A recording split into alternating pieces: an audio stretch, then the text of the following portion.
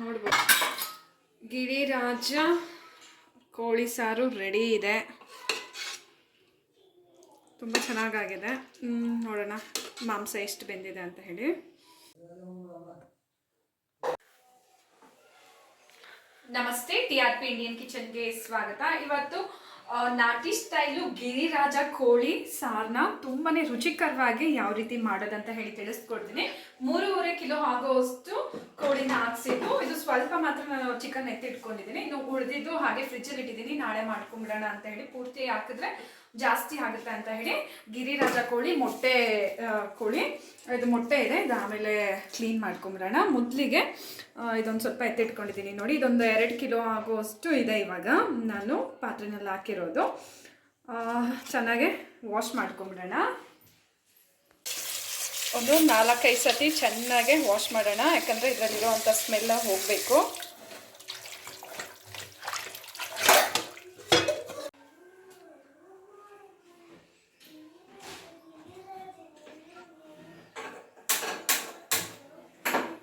ಆದಷ್ಟು ನೀವು ಸ್ಟವ್ನಲ್ಲಿ ಮಾಡೋದಾದ್ರೆ ಕುಕ್ಕರ್ನಲ್ಲಿ ಮಾಡ್ಕೊಂಬಿಡಿ ಗಿರಿರಾಜ ಕೋಳಿ. ಯಾಕಂದ್ರೆ 5-6-7-8 ವಿಷಲ್ ಹಾಕಿದ್ರೇನೆ ಇದು ಬೇಯೋದು.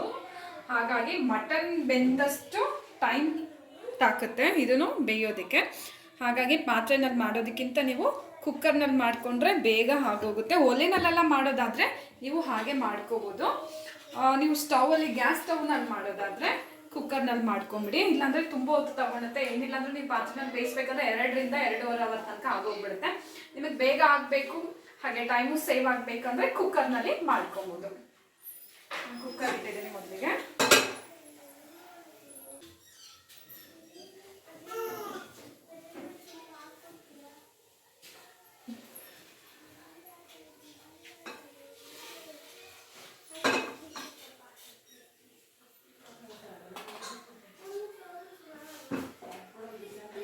ಈಗ ಕುಕ್ಕರು ಬಿಸಿ ಆಗಿದೆ. ಸೊ ಕುಕ್ಕರ್ನಲ್ಲಿ ಒಂದು ಸ್ವಲ್ಪ ಎಣ್ಣೆ ಹಾಕ್ಕೊಂಬಿಡೋಣ. ಗಿರಿರಾಜ ಕೋಳಿನಲ್ಲೂ ಒಂದು ಸ್ವಲ್ಪ ಎಣ್ಣೆ ಅಂಶ ಜಾಸ್ತಿ ಇರೋದ್ರಿಂದ, ಎಣ್ಣೆ ಬಿಡೋದ್ರಿಂದ ನಾನು ಎಣ್ಣೆ ಸ್ವಲ್ಪ ಹಾಕ್ಕೊಳ್ತಿದ್ದೀನಿ.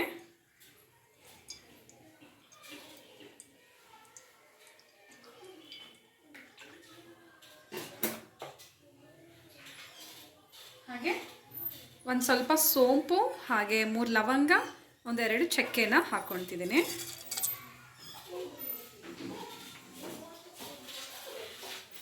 ಹಾಗೆ 2 ಈರುಳ್ಳಿನ ಕಟ್ ಮಾಡಿ ಎತ್ತಿಟ್ಕೊಂಡಿದ್ದೀನಿ. ನೋಡಿ, ಈ 2 ಈರುಳ್ಳಿನೂ ಹಾಕ್ಕೊಂಬಿಡೋಣ.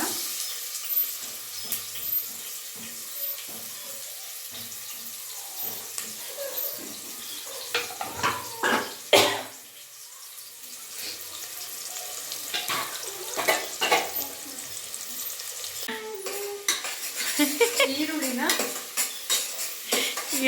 ಗಿರಿರಾಜ ಎಲ್ಲಿದೆಯಾ? ಹಿಂಗೆ ಮಾಡಿದ್ರೆ ಹೋಗ್ಬಿಡ್ತೀಯ.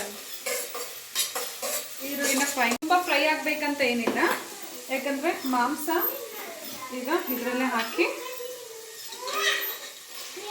ಫ್ರೈ ಮಾಡ್ಕೊಂಡ್ಬಿಡೋಣ. ಆಗ ಹಸಿ ಸ್ಮೆಲ್ಲು ಹೊಟ್ಟೋಗುತ್ತೆ.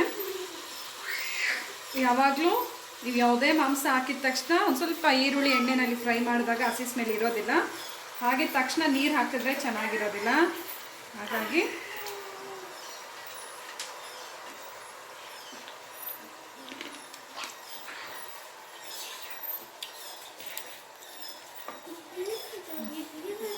ಈ ರೀತಿ ಮಾಂಸ ಹಾಕಿ ಒಂದು ಸ್ವಲ್ಪ ಫ್ರೈ ಮಾಡ್ತೀನಿ.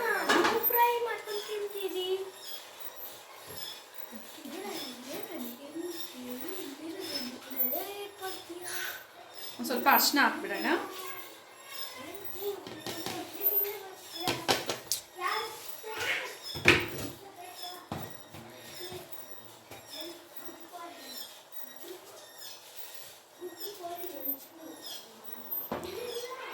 ಹಾಗೆ ರುಚಿಗೆ ತಕ್ಕಷ್ಟು ಉಪ್ಪು.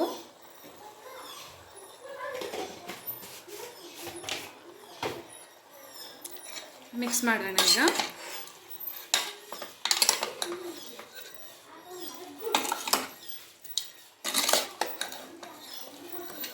ದೊಡ್ಡ ಕುಕ್ಕರ್ ಅಲ್ವಾ? ಇದು ಎಷ್ಟು ಸಾಕು.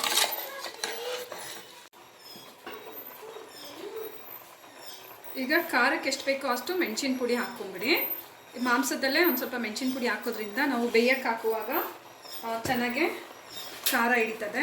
ಹಾಗಾಗಿ ಒಂದು ಪೂರ್ತಿ ಸ್ಪೂನ್ ಆಗೋವಷ್ಟು ಧನಿಯಾ ಪುಡಿ, ಹಾಗೆ ಇನ್ನೊಂದು ಅರ್ಧ ಸ್ಪೂನು ಧನಿಯಾ ಪುಡಿ, ಟೋಟಲ್ 1.5 ಸ್ಪೂನ್ ಧನಿಯಾ ಪುಡಿ ಹಾಕಿದ್ದೀನಿ.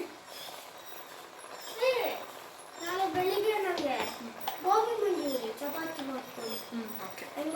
ಹಾಗೆ ಸ್ವಲ್ಪ ಗರಂ ಮಸಾಲ, ಅರ್ಧ ಸ್ಪೂನ್ ಆಗೋಷ್ಟು ಗರಂ ಮಸಾಲ ಹಾಕಿದ್ದೀನಿ.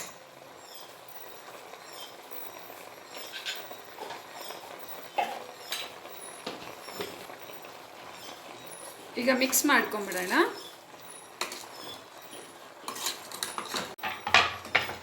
ಹಾಗೆ ನಾನು 3 ಟೊಮೆಟೊನ ಕಟ್ ಮಾಡಿ ಎತ್ತಿಟ್ಕೊಂಡಿದ್ದೀನಿ. ಟೊಮೆಟೊನೂ ಹಾಕ್ಬಿಡೋಣ.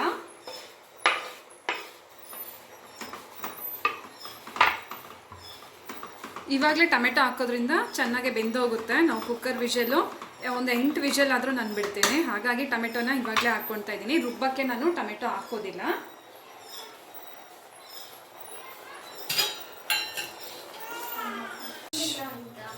ಈಗ ಮಾಂಸ ಬೇಯೋಕ್ಕೆ ಎಷ್ಟು ನೀರು ಬೇಕೋ ಅಷ್ಟು ನೀರನ್ನ ಹಾಕೋಬಿಡಿ.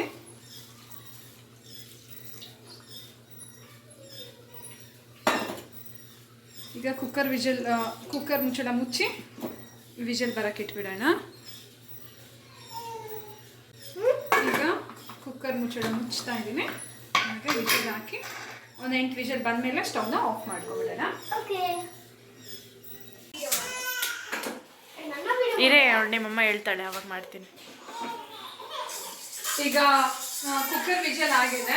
ನಾನು ಇದೊಂದು 6 ವಿಷಲ್ ಬಿಟ್ಟೆ, ಯಾಕಂದರೆ ಇನ್ನೊಂದು 3 ವಿಷಲ್ ಮಸಾಲೆ ಹಾಕಿ ಬಿಡೋಣ ಅಂತ ಹೇಳಿ. ಮಸಾಲೆಗೆ ಈಗ ತಾನಿಯ ಹತ್ರ ಬಜ್ಜಿ ಇಟ್ಕೊಟ್ಟೆ ಕಲಸು ಅಂತ ಹೇಳಿಬಿಟ್ಟು ಮಿಕ್ಸ್ ಮಾಡೋದಕ್ಕೆ. ಏನಾದರೂ ಖಾರ ಏನಾದರೂ ಮಾಡಿಕೊಡು ಅಂದ್ಲು. ಹಾಗಾಗಿ ಬಜ್ಜಿ ಮಾಡಬೇಕು ಅಂತ ಅಂದ್ಕೊಂಡು ಬಜ್ಜಿ ಇಟ್ಟು ಕಲಸು ಅಂತ ಹೇಳಿದ್ದೀನಿ ತಾನಿಯಾಗೆ. ಬಜ್ಜಿ ಇಟ್ಟು ಕಲಿಸ್ತಾ ಇದ್ದಾಳೆ. ಈಗ ಒಂದು ಪ್ಯಾನಿಗೆ ಒಂದು ಸ್ವಲ್ಪ ಬೆಳ್ಳುಳ್ಳಿ ಹಾಗೆ ಶುಂಠಿ ಹಾಗೆ 1 ಇಡಿ ಆಗುವಷ್ಟು ಕಾಯಿ ತುರಿ, 3 ಈರುಳ್ಳಿನ ಹಾಕ್ಕೊಳ್ತಾ ಇದ್ದೀನಿ. ಹಾಗೆ ಕಲಸು. ಹಾಗೆ 1 ಸ್ಪೂನ್ ಆಗುವಷ್ಟು ಎಣ್ಣೆ ಹಾಕ್ಕೊಂಡ್ರೆ ಸಾಕು.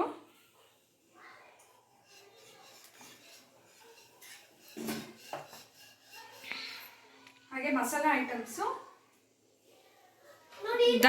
ಧನಿಯಾ ಕಾಳು, ಹಾಗೆ ಗಸಗಸೆ, ಇದು ಬೇರೆ ಗಸಗಸೆ, ಹಾಗೆ ಸ್ವಲ್ಪ ಎಳ್ಳು, ಬಿಳಿ ಎಳ್ಳು, ಹಾಗೆ ಒಂದು 2 ಚಕ್ಕೆ, 4 ಲವಂಗ, 2 ಏಲಕ್ಕಿ.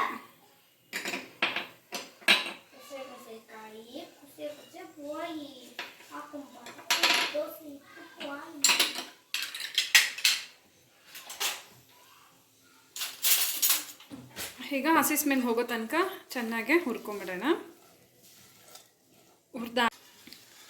ಚೆನ್ನಾಗಿ ಹಸಿ ಸ್ಮೆಲ್ ಹೋಗೋ ತನಕ ಹುರಿಯೋಣ. ಹುರಿದ ಮೇಲೆ ಮಿಕ್ಸಿ ಜಾರ್ನಲ್ಲಿ ಹಾಕಿ ರುಬ್ಬಿ ಮಸಾಲ ರೆಡಿ ಮಾಡ್ಕೊಂಬಿಡೋಣ.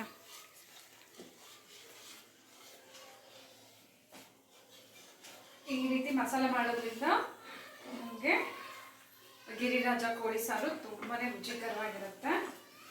ಈ ಮಸಾಲನ ಮಿಕ್ಸ್ ಮಾಡಬೇಡಿ, ಈ ಸ್ಟೆಪ್ನ. ಹಾಗೆ ನಾನು ಟೊಮೆಟೊನ ಮೊದಲೇ ಹಾಕ್ಕೊಂಡ್ಬಿಟ್ಟಿದ್ದೇನೆ, ಹಾಗಾಗಿ ಇದರಲ್ಲಿ ಟೊಮೆಟೊ ಹಾಕಿಲ್ಲ.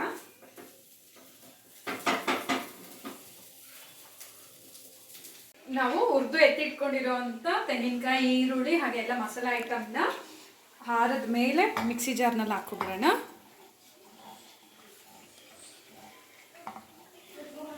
ಈಗ ವಿಷಲ್ ಹೋಗಿದೆ. ಈಗ ಸ್ಟೀಮೆಲ್ಲ ಹೋದ್ಮೇಲೆ ಕುಕ್ಕರ್ ತೆಗೆದು ನೋಡೋಣ. ಎಷ್ಟು ಎಣ್ಣೆ ಇದೆ ನೋಡು. ನಾನು ಯಾವಾಗಲೇ ಹೇಳಿದ್ನಲ್ಲ ನಾನು ಎಣ್ಣೆ ಕಮ್ಮಿ ಹಾಕ್ತೀನಿ ಅಂತ ಹೇಳಿ. ನೋಡಿ ಟೊಮೆಟೊನು ಚೆನ್ನಾಗಿ ಸಾಫ್ಟ್ ಆಗಿದೆ ನೋಡಿ.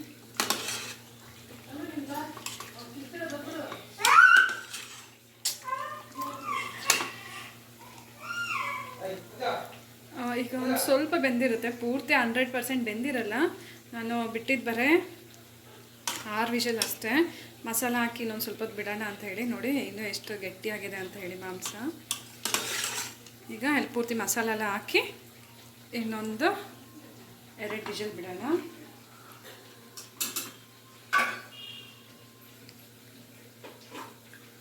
ಹಾಗೆ ತಾನಿಯಾಗೆ ಬಜ್ಜಿ ಮಾಡ್ತಾ ಇದ್ದೆ.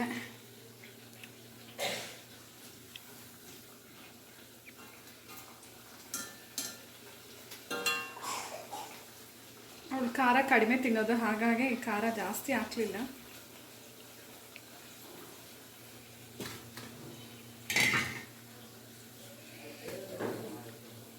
ಮಸಾಲೆ ರುಬ್ಬಿ ಎತ್ತಿಟ್ಕೊಂಡಿದ್ದೀವಲ್ಲ ಅದನ್ನು ಹಾಕ್ಕೊಬಿಡೋಣ.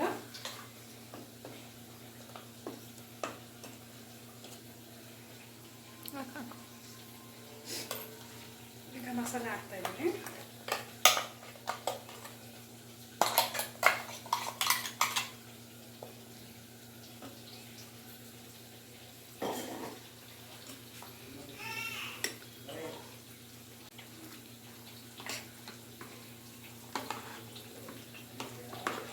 ಫುಲ್ಲು ಮಿಕ್ಸ್ ಮಾಡ್ಕೊಂಬಿಡೋಣ.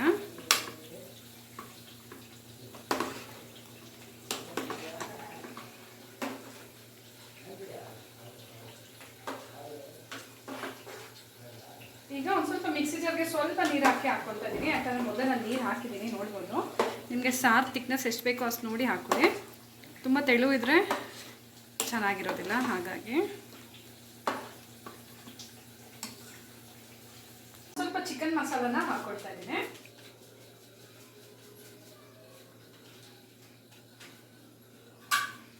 ಈಗ ಪೂರ್ತಿ ಮಿಕ್ಸ್ ಮಾಡಿಬಿಡೋಣ.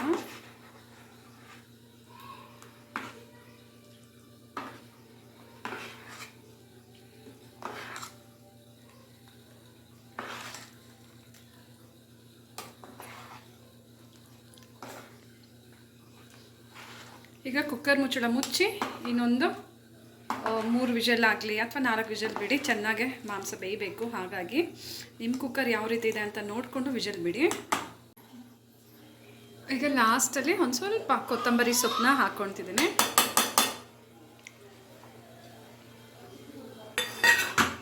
ಕುಕ್ಕರ್ ಮುಚ್ಚಳ ಮುಚ್ಚಿ ವಿಷಲ್ ಬಿಟ್ಬಿಡೋಣ. ನಾನು ತಿರ್ಗಾ 3 ವಿಷಲ್ ಬಿಟ್ಟೆ. ನಾನು ಹೇಳ್ದಂಗೆ ಈಗ ಎಲ್ಲ ಸ್ಟೀಮ್ ಹೋಗಿದೆ. ಓಪನ್ ಮಾಡಿ ನೋಡೋಣ.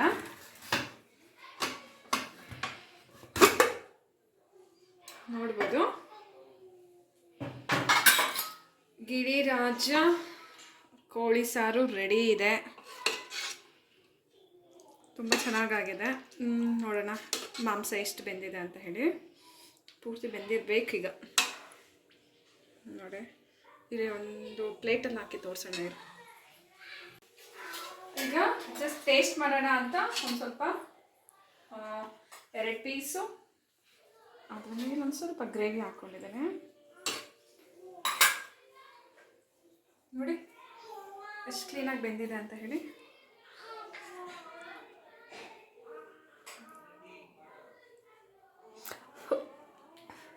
ತುಂಬ ಬಿಸಿ ಇದೆ.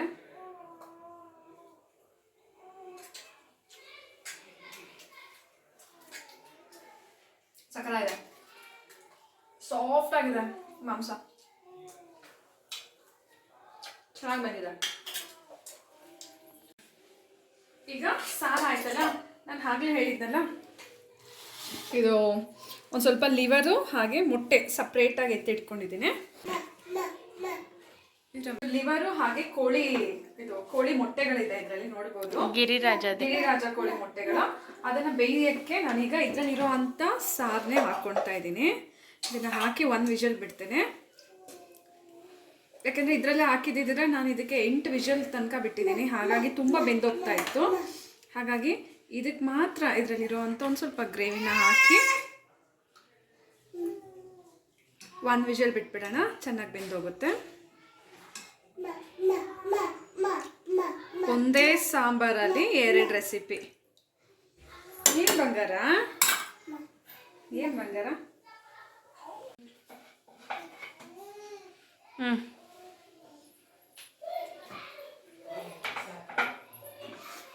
ಬರೀ ಗ್ರೇವಿ ಹಾಕಿದ್ದೀನಿ ಅಷ್ಟೇ, ಇದರಲ್ಲಿ ಉಪ್ಪು ಖಾರ ಏನೂ ಹಾಕ್ತಾ ಇಲ್ಲ. ಈಗ ಕುಕ್ಕರ್ ಮುಚ್ಚಳ ಮುಚ್ಚಿ ಇದೊಂದು ವಿಷಲ್ ಬಿಟ್ಬಿಡೋಣ.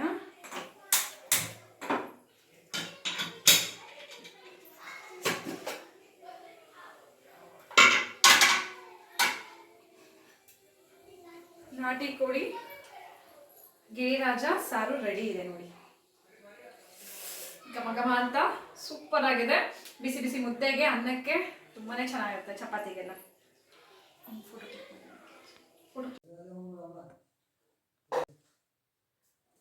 ನೋಡ್ಬೋದು ಚೆನ್ನಾಗೆ ಲಿವರು ಬೆಂದಿದೆ, ಹಾಗೆ ಮೊಟ್ಟೆನೂ ಬೆಂದಿದೆ.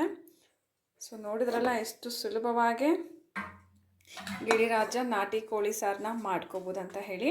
ನೀವು ಟ್ರೈ ಮಾಡಿ ಈ ಸಿಂಪಲ್ ಮೆಥಡ್ನ. ರುಚಿ ಮಾತ್ರ ತುಂಬಾ ಚೆನ್ನಾಗಿರುತ್ತೆ.